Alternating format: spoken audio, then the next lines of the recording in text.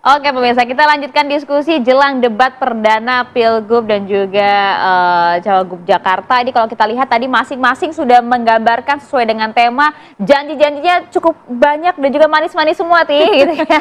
Manis-manis tapi bisa direalisasikan kan nih? Itu kan pertanyaannya. Kita coba mau ke Bu Siti terlebih dahulu. Bu Siti, fokusnya tadi adalah bagaimana kemudian menggratiskan semua sekolah bagi warga Jakarta sampai level universitas. Lapangan pekerjaan dipastikan tidak ada satupun warga Jakarta yang nganggur gitu. Mungkin tidak sini direalisasikan selama ini, betul. Yang selama ini nampaknya sudah jerih payah dari pemangku wilayah melaksanakan hal ini.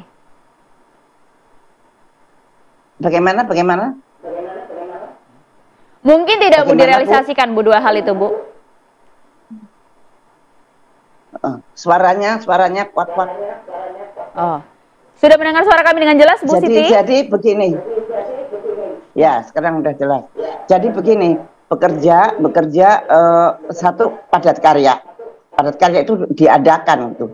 Dan kedua, kalau dengan padat karya itu masih ada misalkan yang mempunyai skill-skill dicarikan pekerjaan. Misalkan di BUMD atau di perusahaan-perusahaan yang ada di Jakarta, dan yang penting mereka harus ber-KTP Jakarta tentu saja.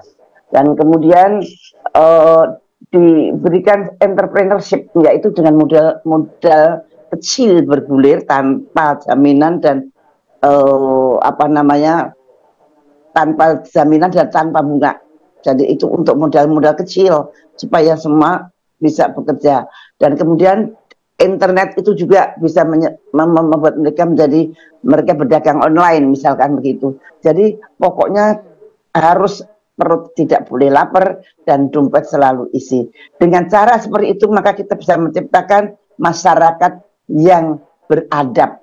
Dengan beradab itu maka Jakarta menjadi aman dan akan meningkatkan indeks dari global city kita. Jadi kita global city yang berkeadilan.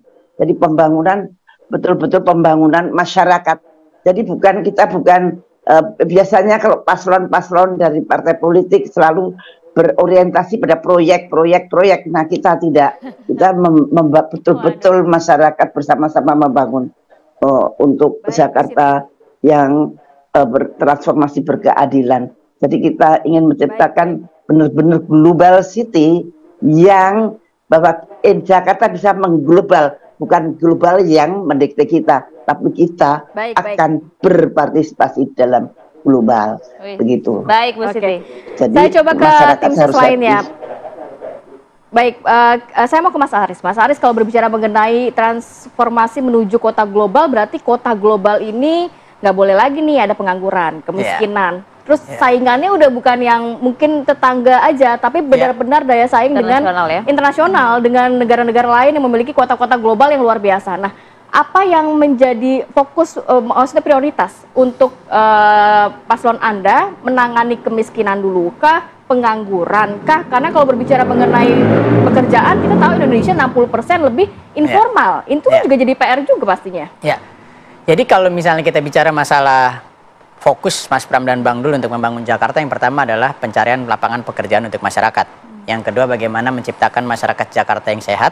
Yang ketiga, terkait bagaimana pendidikan masyarakat Jakarta ini harus baik gitu loh. Karena tiga hal ini sebenarnya prasyarat agar kota itu bisa maju. Nggak mungkin kalau kota maju sumber daya manusia tidak kuat seperti itu. Maka tadi disampaikan bagaimana kalau misalnya masyarakatnya banyak pengangguran misalnya seperti itu. Nah, ini adalah semangat Mas Pram dan Bang Dul, yaitu melalui semangat misalnya Jakarta Menyala. Jakarta Menyala karena apa sih? Karena masyarakatnya semakin terang atau semakin cerah, dapat mudah mencari lapangan pekerjaan gitu loh. Jadi tidak sulit lagi mencari lapangan pekerjaan. Bagaimana caranya? Misalnya kita sampaikan sebenarnya lapangan pekerjaan ini saat ini cukup banyak gitu loh kan, dan akan terus bertambah. Misalnya kita melakukan sentralisasi informasi yang baik, misalnya informasi ini akan disampaikan ke masyarakat misalnya melalui dua hal, misalnya melalui sentralisasi informasi melalui Jaki misalnya. Hari ini kan sudah terpencar di beberapa aplikasi, nanti di aplikasi Jaki saja.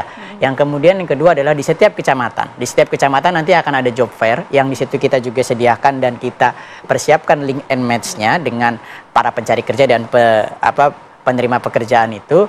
Yang kemudian tidak hanya itu, bahkan kita melakukan sertifikasi pelatihan bersertifikasi di setiap kecamatan. Jadi masyarakat Jakarta tidak perlu jauh-jauh misalnya ngantri di Smesco, misalnya ngantri di beberapa tempat yang panjang-panjang itu antriannya untuk mencari pekerjaan, tetapi di setiap kecamatan. Saya mengalami itu juga, ngantri untuk mencari pekerjaan saya di juga DPR mungkin waktu begitu itu ya, Iya. begitu. Semua orang merasakan itu kan, tetapi kan artinya perjuangan itu kan cukup panjang, dan bagaimana masyarakat Jakarta kalau mau kota global maju ya harus seperti Jadi itu. sekarang ibaratnya jemput bola gitu ya? Ya, Jemput tentu ke saja. Kecamatan-kecamatan karena banyak perusahaan juga membutuhkan para pekerja gitu loh. Tinggal kita bagaimana ini model-modelnya ini kita sesuaikan dan kita permudah lah, baik bagi pencari lapangan pekerjaan maupun penyedia lapangan pekerjaan. Yang kedua terkait dengan bidang kesehatan. Bagaimana nanti baik penerima BPJS yang tadinya juga antriannya lama, kita ingin ada layanan yang prima, layanan yang cepat. Jadi kalau orang punya BPJS dilayaninya ya sama dengan orang yang non BPJS misalnya gitu. Jadi ini ada keadilan gitu. Jadi nah, keadilan itu tidak hanya dalam hal BPJS-nya, melainkan dalam hal edukasinya, edukasi hidup sehat, gitu kan. Misalnya di Jakarta beberapa, misalnya ada, mohon maaf, Bang Dul menemui, ada misalnya pembuangan, orang kalau buang air di Jakarta ini masih ada juga yang belum di WC, begitu kan. Artinya kan hal-hal seperti ini masih ditemui di Jakarta. Bagaimana caranya? Kita perkuatlah garda terdepan untuk menjaga kesehatan. Misalnya kader posyandu, ibu-ibu PKK, Dasawisma, Jemantik, ini kita dobelkan gajinya, itu kita dobelkan gajinya, kita dobelkan insentifnya 2 kali lipat. Misalnya sekarang 2,5 juta ya menjadi 5 juta misalnya. Kemudian juga insentif untuk para RT RW misalnya.